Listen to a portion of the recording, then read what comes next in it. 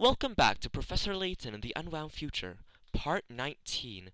And since summer is quickly approaching, I think I'll do a lot of Let's Plays in the next following weeks, as in Canada, summer doesn't start until July and end in the end of August. So look forward for lots and lots of Let's Plays. Our story so far: with the help of the clock shop owner and future Luke, Layton and Luke return to their own time. To prepare for their meeting with the inspector, the professor decides to swing by his office. Okay, that little part wasn't mentioned at all, but okay. Chapter 5, The Forgotten Case. Oh, now he mentions it. I need to stop by my office and check something. After that, we'll go find Inspector Chelmy. And let's go look for Hincoin.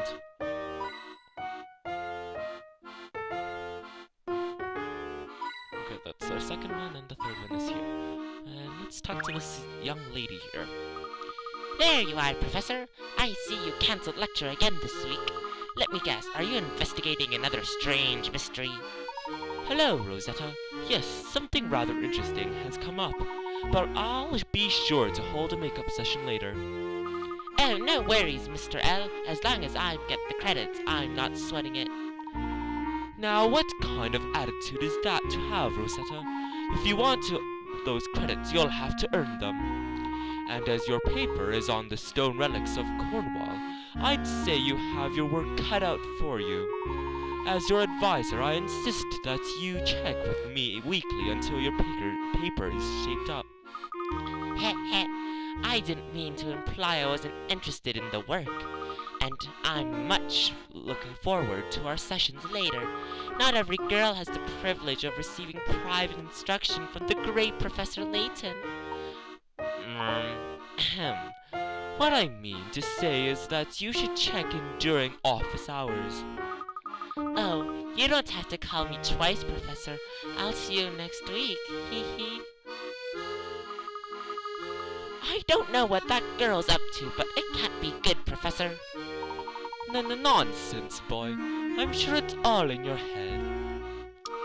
You can't fool me. Did you see the look she gave you?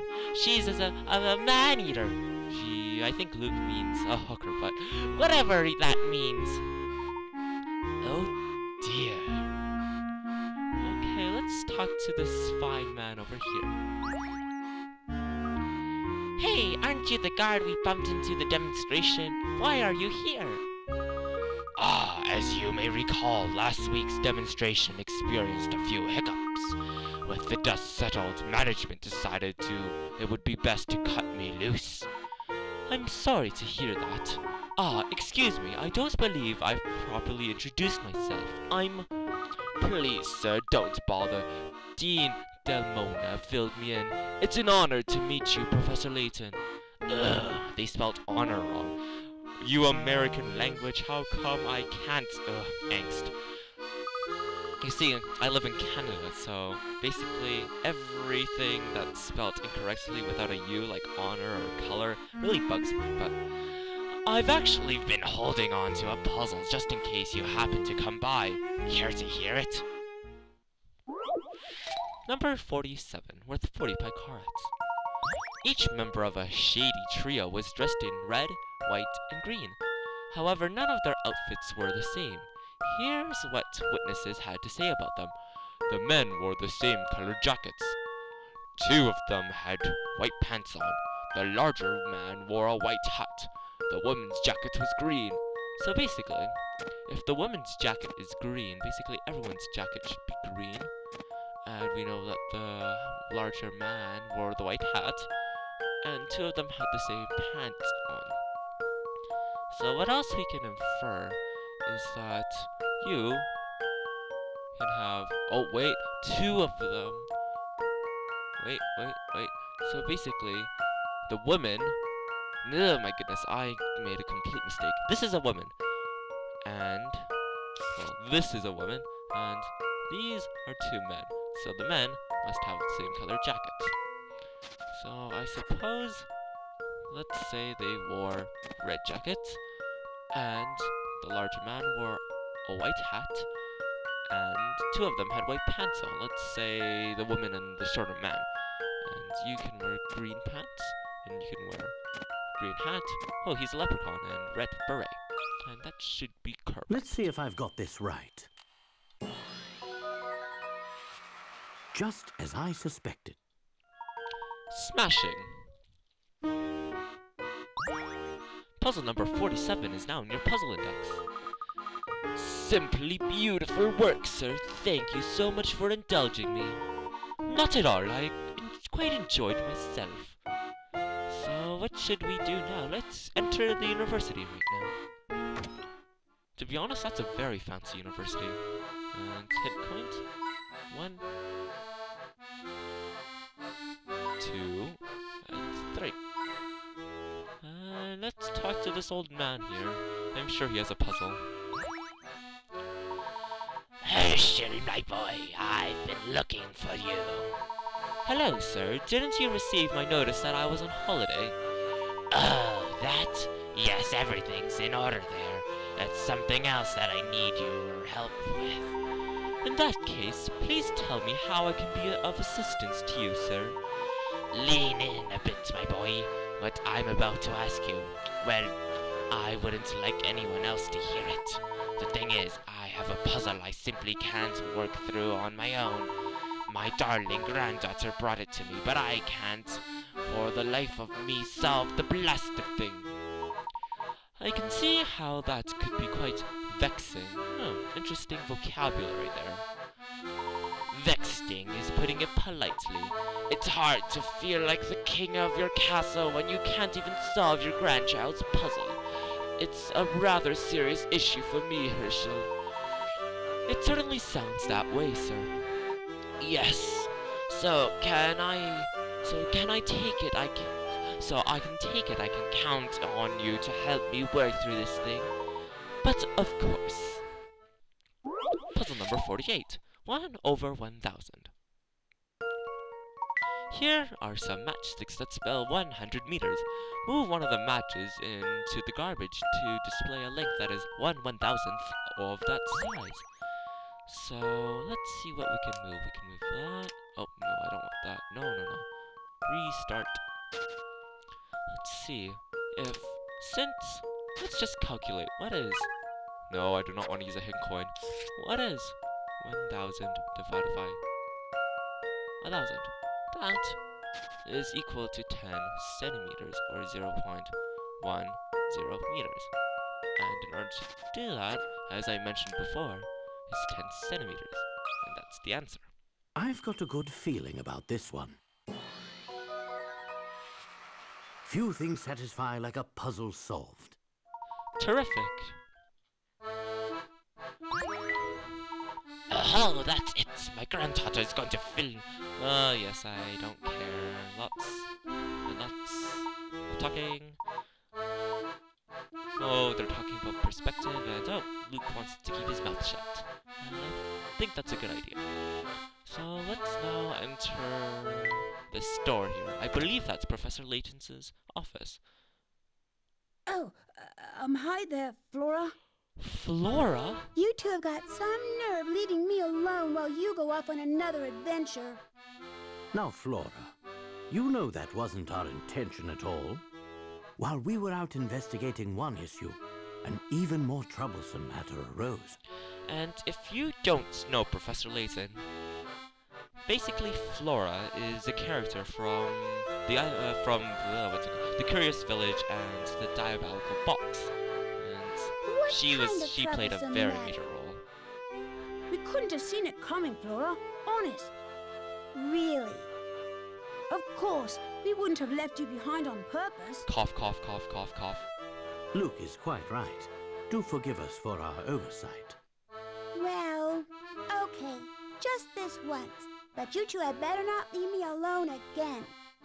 Of course not. Okay, let's go look for hint coins. That's 1, 2. What's the matter, Luke? Don't you like my artifacts? I do love your artifacts, Professor Layton. Oh! Piqued your curiosity, has it? Let's the third one. Let's go talk to Flora again. What's done is done, so I guess there's no point in stewing over it. You two must be awfully tired from all that running around. I just made a pot of tea. I'll go fetch it. Did you just make a promise to Flora? I believe I may have, and unfortunately, this is one promise I fear I may have to break. Professor, that's terrible. Not to mention very unlike you to go back on your word. Well, I didn't see you doing anything to dissuade the poor girl from coming with us. Besides, you know our current case is fraught with danger. I don't want her to get hurt. Anyway, we need to finish our work so we can find the inspector. We best move quickly. I suppose you're right, Professor. Somewhere in my office is a leather-bound notebook with a yellow note sticking on it. Do you think you can help me find it? Aye, aye, Professor, I'm on the case. So, let's go look at the books on the... Oh, there we are. Is this the notebook you were talking about? Why, yes it is. Lots of talking, it's about research. Oh, newspaper clippings. Oh, they're going on the bus without Flora. Voila! I thought you might be hungry, and so I made a little cucumber sand. Oh dear, where did they go? Okay, let's hurry up. Let's move back. And let's talk to Rosetta again. She has a puzzle. Oh, hey, Mr. L, where are you rushing off to now? There's no time to talk. We're in the midst of an important investigation. In that case, you didn't notice shortly. I was talking to the professor just then. We're following a lead in our investigation. Gotcha. But could I just have a second of your time before you go? Didn't you hear the professor? We're in a hurry, lady. Listen, Peepsqueak, you may think you're out the professor's spokesman, but you aren't, okay? Did you just call me Pipsqueak? Now, Luke, calm yourself. We have time to hear her out. What can I do for you, Rosetta? Oh, I knew you'd come through for me, Professor. See, I've got this puzzle I couldn't answer. That's what they all say. Puzzle number 49, the missing block. A hidden message is revealed when one of the blocks A, B, C, or D replaces the box marked question mark. Tap the letter that corresponds with the correct block. Oh my goodness. Guess what I spot? Letters. So this is an L, this is an A, this is a Y, this is a T, and this is an N. And what missing letter are we to spell Layton? O. So I believe block B is the correct answer. I've got a good feeling about this one. Well, that's settled. Quite right. The answer is B, which is shaped like an O. Yay! And condolences. Bye-bye. I don't want to say anything. And where should we go now? Let's go look at the bus stop. And let's go to Scotland Yard. Yes, I do. Headquarters of the London Head Police. About that notebook. Something about an explosion. About scientists. Interesting. Layton doesn't know what's happening, so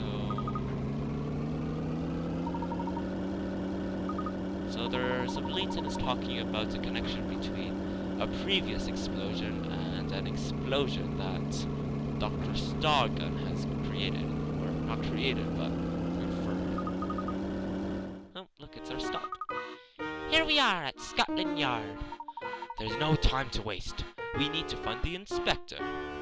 I'm actually planning on changing Luke's voice. My throat is kind of getting really, really sore from talking in this really high-pitched voice. And I also need to use Flora's voice, right? So, God damn it. Anyways, that's 1 hit coin, 2 hit coins. What? Police stations always make me a bit nervous. Why is this, Luke? Did you break the law again? Tisk tisk. And, okay, that's our 3rd coin. And let's enter the headquarters. We should go look for hit coins again.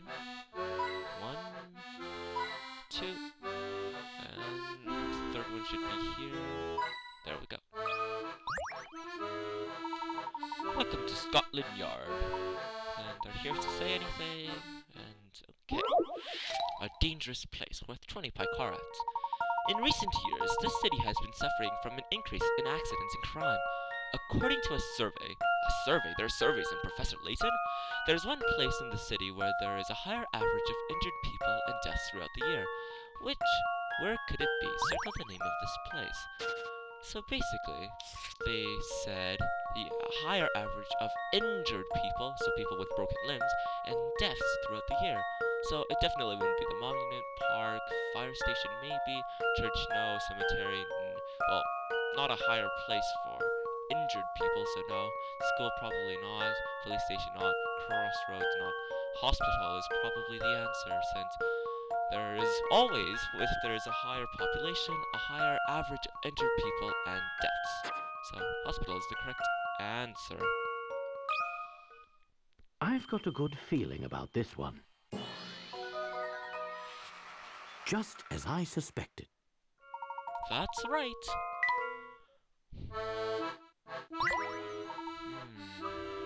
Okay, more chit-chat, which I don't care. Oh, so Inspector Chelmey's office is on the 2nd floor, and I think I'll end my Let's Play here. Remember to subscribe, fangirl, or fanboy if you really want. Subscribe, like, favorite, anything that you want, and until next time, bye-bye.